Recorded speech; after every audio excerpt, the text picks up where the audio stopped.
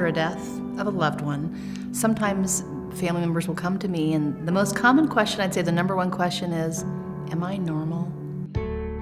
Many people have heard of the 5 stages of grief, but the truth is that mourning the loss of a loved one is a complex, personal journey.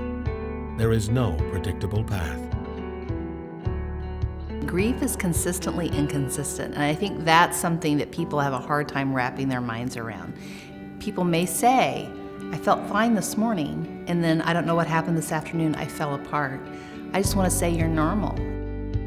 The timeline for grief, again, is so different for each and every person. When someone comes to see me after a death, I say to them, let's give yourself a year grace period to be gentle and kind to yourself.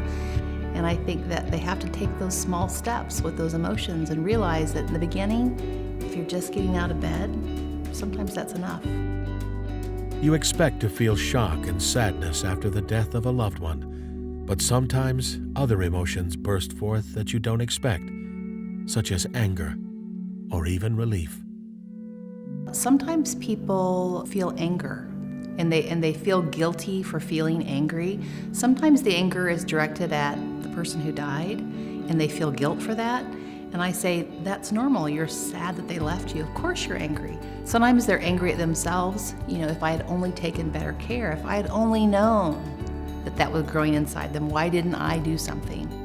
I think for those that feel isolated in their grief, not close to good community support, or maybe not even family in town, to have the safe places, the safe people to talk to in their community, to journal, to read, to also find what brings pleasure to their life now, and to really kind of evaluate where they're at in their grief. And even though they may be in a remote setting, their life is not over. How can they expand their world so that they don't feel isolated? St. Luke's bereavement coordinators are specially trained to help families cope with the grieving process. We can recognize severe grief that does not lessen in time and provide help.